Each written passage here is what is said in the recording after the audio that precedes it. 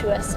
I remember Mom and Dad were under a lot of pressure, and they were very, very worried at the time. All kinds of things were happening. I know that we had people who were working with us who all of a sudden weren't working with us. I didn't really understand what was going on. One of our boys during the same week had hurt himself on the houses, the compounds around the houses in Thailand.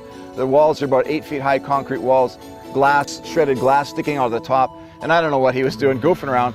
He cut his arm badly on the wall and he was in the hospital. The difficult part was that we had these 15 children in this home in Bangkok. We had no license to have them. It was an illegal operation, really. And we're trying to get everything together, and the harder we worked and the more things we tried, the worse it got. Everything was a total mess.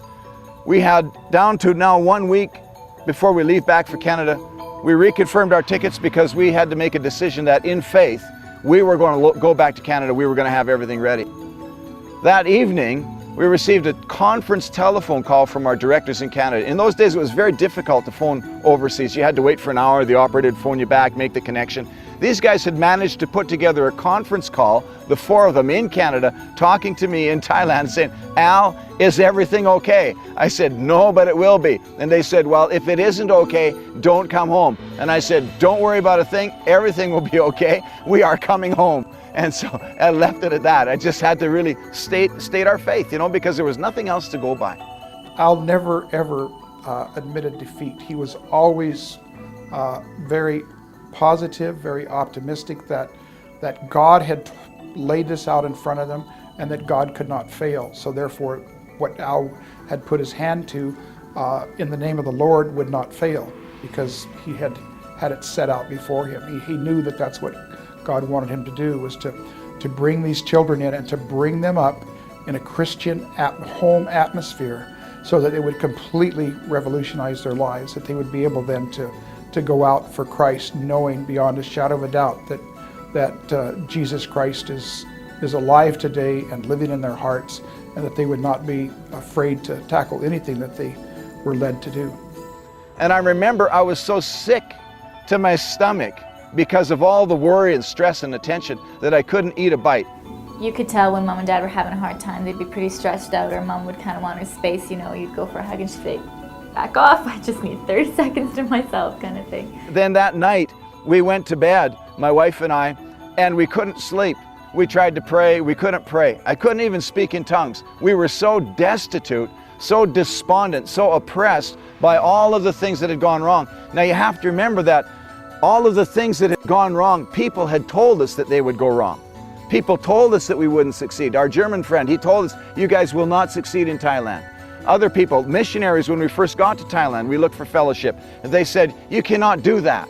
And they laughed at us. And so all of the things that people had said, all of those negative words were now coming true in a moment of time. We're laying on our beds, and my wife she's having this kind of a vision or something. She said she feels like she's falling backwards into the darkness, just falling and falling and falling. And it's dark. She said there's 2 mountains. One is called hopelessness and one is called despair. And we're just falling and falling. Can't help ourselves one bit. And I remember standing up on the inside and just with everything within me, like I wasn't saying anything, but everything within me in this vision or this dream, I stood up and I shouted, "I'm more than a conqueror." And I know Mom and Dad were under a lot of stress. And I remember the night when it all broke was this one night they were in there and they were just sobbing and crying and they were just hurting so bad.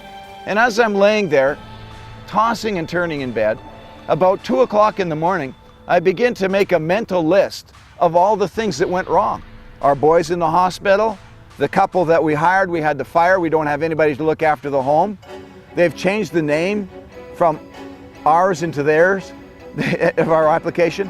They have brought an international lawsuit against us. And we've got a girl that's supposed to look after the place that's 16 years old, fresh from Canada. She was backslidden, had no idea about anything. And I started to make a mental list of all of the things that had gone wrong. And it struck me funny because it became so obvious that it was an attack of the devil. It was like he had lined all these things up against us to thwart the plan of God. And it struck me funny, I began to laugh. The only thing that came out of our spirit at first was like, And I can remember, Terry tells the story, that she heard me laughing, and she started to laugh, and she thought that must be the thing to do. She was laughing in faith. She would go, aha, ha ha, ha ha, ha, you know, trying to work up a laugh. And we used to do a lot of laughing because it was a great release. And so we're trying to laugh, you know, and I'm actually starting to get a little bit funny about this, because it's just so obviously the enemy has lined all these things up. We're laughing, and our laughter begins to grow louder and louder and more hilarious. We laughed at just everything that had been thrown at us, including our license. Our little daughter Margaret, 4 years old, then wakes up and comes into the room. She sees Mom and Dad at 2 o'clock in the morning laughing their heads off in the bedroom, and she just joins in and starts laughing. I remember Margaret's eyes, big blue eyes looking at us. All of a sudden, Mom and Dad were laughing, and then I started laughing. I was just like, oh, good party time. I mean, we've been crying, now let's laugh, yay. So I was just laughing and laughing, and that night, everything just came together. We felt the spiritual release. I mean, at that age, you just know that something completely different happened. All of a sudden, we went from, wow, everything is horrible, to wow, God is so much more powerful than this. Whatever that was, it brought a breakthrough that broke the attack and the plan of the enemy. When we got up the next morning, that couple came back and they repented and asked us to forgive them for all the things that they'd done against us. Another man came and saw our plight, and he joined us in the ministry and went down to the welfare department and straightened out the whole application form, and we received our application. We received our license to have a children's home within 2 or 3 days there. Our boy got out of the hospital, everything was okay. We left Thailand now, and with a new couple installed in the place to be parents of the kids that were a great couple. They were Bible college students, a married couple, and they taught the kids to pray and to serve God while we were gone. After all of those challenges and all the attacks and all of the things that we'd gone through, you know, just mentally, it was very, very draining. We got on the airplane, and it was like, you know, finally we can sit and relax. None of those things can touch us now. And we're going back to Canada, just breathing a sigh of relief, happy to be out of there. I tell you, we were so exhausted when we got on the plane that we couldn't share for a couple months with people the intensity of what had happened. We land in Canada and we discover we're heroes. We'd actually done what we said we were going to do. And that was amazing. People were amazed. All of the, you know, now everybody in Canada that had all the negative words, I knew you could do it. So as we're back in Canada, taking getting our lives back together, thinking about what are we going to do, having now this great victory under our belt, it dawned on us, we have just given birth to a ministry halfway around the world, and the destiny of 30 children is hanging on the next decision that we make.